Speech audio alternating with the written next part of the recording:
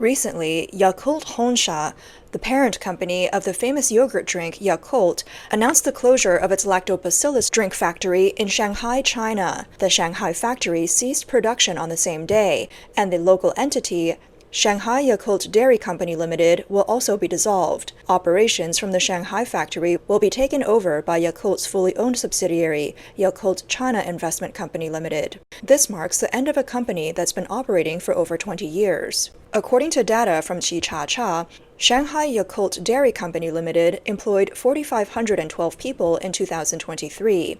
As the factory shuts down, most of the production staff will have their labor contracts terminated, meaning that over 4,000 employees are facing unemployment. Yakult China responded by saying the closure of the Shanghai factory is part of a broader operational reform to reduce fixed costs and improve production efficiency. After careful consideration, the company decided to integrate its 4 factories in China, one in Shanghai, one in Tianjin, and 2 in Wuxi. They will be consolidated into 3 factories, and the Shanghai business will be transferred to Yakult China. Closing the Shanghai factory was seen as the most effective solution.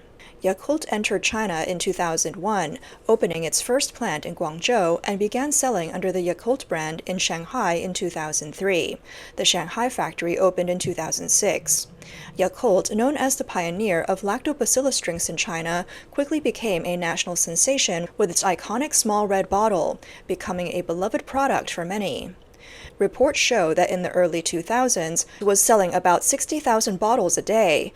By 2018, this had peaked at 7.6 million bottles per day. However, by September 2023, daily sales had dropped significantly to 2.5 million bottles, a 23% decrease year-on-year, and nearly 70% lower than the peak. This decline in sales is linked to the broader trend of consumption downgrading in China, as well as fierce competition from domestic brands like Yili, Mengniu, and New Hope Dairy. Price wars have hurt this foreign brand, which has relatively higher production costs. As the Chinese consumer market continues to downscale and competition intensifies, Yakult's position in China is expected to become even more difficult. On the other hand, the geopolitical tension caused by the U.S.-China trade war under the incoming Trump administration is adding to the challenges for foreign companies in China, especially Japanese companies, leading to a trend of withdrawal or reduced investment in China. Recently, the Japanese department store Ito Yokado announced it would close 2 stores in Chengdu. According to reports from Nihon Keizai Shimbun, Ito Yokado is restructuring its China operations to improve profitability, including the closure of 2 loss-making stores in Chengdu. Additionally, a department store in Beijing will be transformed into a supermarket. Ito Yokado is shutting its doors. Here behind me, at Greenland 468, stands the largest Ito Yokado flagship store in Asia. It's been serving customers for 5 years, but now, with the lease expiring, it's set to close down entirely. We can't say for sure if this closure is linked to the abandoned construction project behind us. What does this mean for the commercial future of Greenland 468? And will there be repercussions for the real estate market near Honghe Administrative College? In Chengdu, the Ito Yokado flagship store, located in the Greenland 468 complex, is set to close due to its lease expiring. Flagship in Asia. It's expected that the store will shut down between January and March 2023, and some businesses operating there have already been notified. Currently, Ito Yokado has 10 stores in China, with 9 located in Chengdu. Recently, the only Ito Yokado store in Beijing, located in the Asia Village, plans to transform its business model from a general department store to a supermarket. The underground space will focus on popular food items, while the revamped upper-level space will partner with a well-known Japanese restaurant chain to attract more customers. Ito Yokado is part of 7 & I Holdings, Japan's largest retail group. It was one of the first foreign retailers allowed to enter China, opening its first department store in Chengdu's Road in January 1996. At the time, China's retail industry was dominated by state-owned large malls, and Ito Yokado brought a fresh shopping experience, introducing advanced retail management ideas and winning the favor of Chinese consumers with its excellent customer service and operational efficiency. However, as a distinctly Japanese company, Ito Yokado has faced challenges during anti-Japanese activities in China, where it has been targeted, blocked, or vandalized. These incidents which are often permitted or even encouraged by the government, have made operations difficult for the company. Since 2014, Yokado's presence in China has been shrinking, with the Beijing stores closing from a dozen to just the Asia Village location. The impact of the COVID-19 pandemic and China's ongoing economic downturn have accelerated the exit of many Japanese businesses. In 2002, Yokado's first store on Chunxi Road in Chengdu closed, causing a stir among local residents. Other Japanese retailers that entered China around the same time, such as Isetan and Aeon, are also shrinking their operations and closing stores. In Chengdu, Isetan's department store will close in December, and in June, its flagship store in Shanghai's Meilong Town ceased operations. Today, only Isetan's store in Tianjin remains. On October 31st, Aeon Hong Kong announced the early termination of its lease agreement with Shenzhen Hongfa Investment Group for its Aeon supermarket in Bao'an, Shenzhen. The store, which had been in operation since 2012, will close by April 2025 due to continued losses. It's worth noting that on December 31st, 2023, the first Aeon supermarket, which had accompanied the people of Shenzhen for 21 years, announced its closure. In February 2022, the Aeon Xinzhou store in Futian, the largest supermarket in the area and a place full of memories for local residents, also announced its closure after 14 years. Currently, there are only 3 Aeon supermarkets remaining in Shenzhen. As the regional operating entity of Japan's Aeon Company, Aeon entered the mainland Chinese market in 1996. Aeon's headquarters is in the Guangdong, Hong Kong, Macau Greater Bay Area, where it operates over 100 stores, including department stores and independent supermarkets under the Aeon brand. Aeon supermarkets, which accompanied a generation of residents, are also affectionately known as Jizhi Island. For young Shenzhen locals, going to Jizhi Island to shop for snacks was a favorite childhood pastime.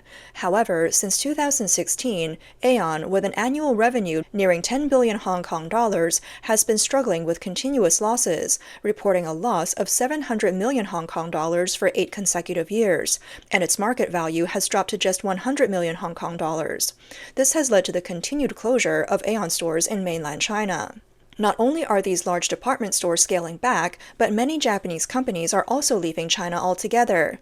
The slowdown in China's economy has led to even fiercer competition, forcing companies like Ajinomoto to restructure and sell 3 of its frozen food factories in China.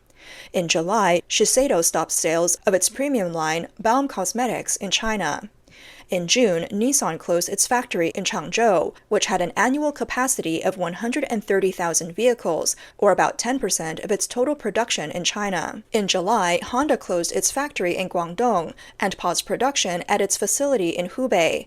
Even considering the new EV factory, these closures will reduce its annual capacity by 290,000 vehicles. Additionally, Japan's economic news outlet reported that Nippon Steel Corporation decided to exit its joint venture with China Bao Steel Group, reducing its production capacity in China by 70%. DIC, a Japanese chemical company, will also exit the LCD materials business in China by the end of the year. A survey of 5,300 Japanese companies conducted by Japan's Ministry of Economy, Trade, and Industry found that Japanese investment in China has been lower than in Europe for 7 consecutive quarters. From January to June this year, Japanese companies reduced their equipment investment in China by 16% compared to last year. China is Japan's second-largest export destination and the largest source of imports. However, despite the strong geographical and economic ties between the two nations, Japanese investment in China is declining. This downturn is particularly noticeable in the automotive sector, where ongoing price wars in China have severely impacted the sales of many Japanese car brands. As a result, many Japanese automakers are closing their factories in China, with sales in the transportation machinery sector down by over 20% compared to last year. According to the Ministry of Economy, Trade, and Industry, sales by Japanese companies in China have been lower than the same period last year for 7 consecutive quarters. Since 2021, the proportion of Chinese investments in Japanese companies has gradually decreased, and Japanese businesses have been focusing more on rationalizing their operations rather than expanding factories and networks. The ongoing withdrawal of Japanese companies is not only causing unemployment, but also having a huge impact on both upstream and downstream industries, leading to significant economic blows to local economies. This is especially painful in cities like Suzhou, where Japanese companies have a high presence. Do you know how many foreign companies have left Suzhou this year? Do you know how many people have lost their jobs because of it? The situation in Suzhou is really unimaginable. Suzhou used to be known as the strongest city because of all the foreign investment. Now, foreign companies are moving to places like Vietnam or inland provinces. This year, 20,000 businesses have closed in Suzhou. Each foreign company that leaves means hundreds or even thousands of people lose their jobs, because the electronics factories in Suzhou are mostly labor-intensive. I interned in Suzhou in 2015, and back then there were many large world-class companies like ADM, Microsoft, and Apple. During peak hours, the industrial parks were bustling with factory buses, but now foreign companies are continuously leaving Suzhou. This year, the biggest change I've noticed is that fewer people are in the industrial parks, many factories are lying idle, and even some stores in the city center can't even be rented out. A man who works at a human resources agency in Suzhou added, A lot of people have left Suzhou in recent years. It's completely different from 10 years ago. Back then, the streets were packed with people. Now, after 9 p.m., the streets are empty. It's mainly because foreign companies have been leaving, and local companies are not doing well either. Foreign investment, along with employees, has been moving to Southeast Asia. Suzhou has long been a hub for Japanese companies investing in China. In 1984, a Japanese company, Aurora Group, established a factory in Kunshan, a part of Suzhou. This company, which produced knit products like gloves and hats, was the first foreign-invested company in Suzhou and Jiangsu province. Since then, more and more Japanese companies have invested in Suzhou, Kunshan, and Jiangsu. As of July this year, over 6,800 Japanese companies had been introduced to Jiangsu, with Suzhou hosting over 3,000 of them, nearly half of the total in the province. More than 5,000 Japanese nationals live in Suzhou. Data released in 2022 shows how important Japanese investment has been to Suzhou. By 2021, Japan was Suzhou's third largest source of foreign investment, with a cumulative investment of $13.6 billion, accounting for 54% of the total in the province. Major Japanese companies like Toyota, Panasonic, Mitsubishi, Sumitomo, Aeon, and Isen Seiki have invested in Suzhou across multiple sectors such as automotive, equipment manufacturing, electronics, biomedicine, and fine chemicals. However, in recent years, the trend of Japanese companies leaving Suzhou has accelerated.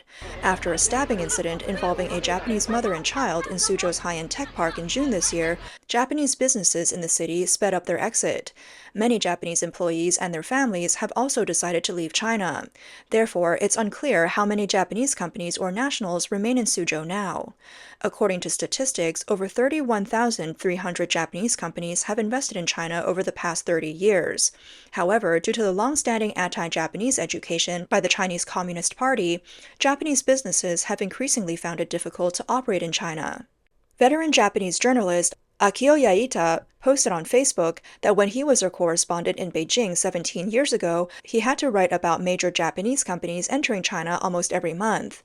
Many Japanese small and medium-sized business owners would come to him in Beijing, hoping for introductions to good investment opportunities. At that time, he warned them, saying, "On the surface, China seems to offer many opportunities, but in reality, there are many traps. The main risk is that China is not a law-based society. When the leadership changes, policies change with it." Ita noted that despite his warnings, many still invested in China, and while some companies made money in the first few years, most are now considering pulling out.